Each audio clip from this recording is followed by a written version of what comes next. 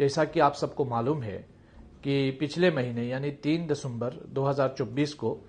لے apex body اور Kargil democratic alliance کی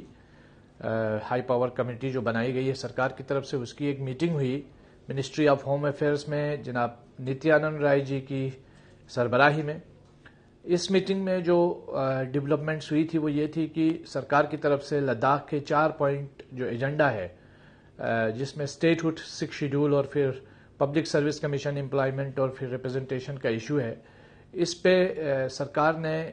ریکوگنائز کیا تھا لداخ کے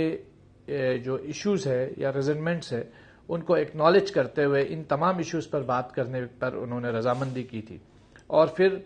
چاروں ایشوز میں سے جو 4 پوائنٹ ہے اس میں سے امپلائمنٹ کے ایشو کو لے کر کے ہم نے ڈائیلاگ پروسیس کو آگے بڑھایا، اور جس میں ایک پازیٹیو آؤٹ کم میٹنگ کے بعد یہ نظر آیا کہ جو 95% ریزرویشن ہے وہ لداخ کے لوگوں کو دی جائے گی ملازمتوں میں اور گیزٹڈ پوسٹ میں۔ لیکن ابھی پبلک سروس کمیشن کا ایشو جو ہے وہ زیر التوا ہے، ابھی حل نہیں ہوا ہے، اس پہ بات چیت جاری ہے، اور اس کے ساتھ ساتھ ڈومیسائل کا ایشو ہے، اس پہ بات چیت جاری ہے۔ پھر اور بھی جو ایشوز ہیں جس میں لداخ کے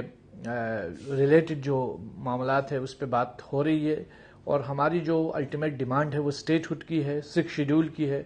لداخ میں ڈیموکریسی بحال ہو، لداخ کے لوگوں کو جو کانسٹیٹیوشنل گارنٹیز ہے وہ ملے، کانسٹیٹیوشنل سیف گارڈ ہے وہ ملے 6 شیڈول کی شکل میں۔ تو یہ جو باتیں ہیں ان کو آگے لیتے ہوئے ہم لوگ مسلسل اس بات چیت میں لگے ہوئے ہیں۔ سرکار نے جو جس طریقے سے پچھلی میٹنگ میں ہی یہ بات اعلان کی گئی تھی کہ جو آئندہ آنے والی جو 15 جنوری 2025 کو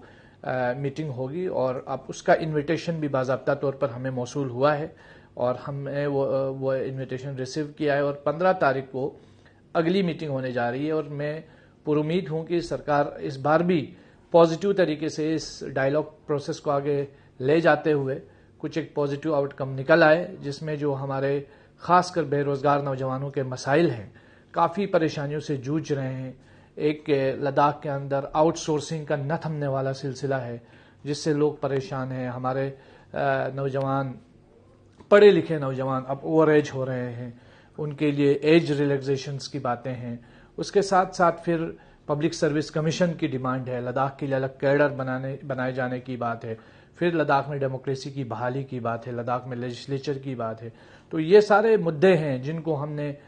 حل کرنا ہے۔ میں امید کروں گا کہ یہ میٹنگ بھی پازیٹیو طریقے سے حل ہو، اور لداخ میں جو ایک لمبے سمے سے لوگوں کے اندر ایک سینس آف فرسٹریشن خاص کر یوتھس کے اندر موجود ہے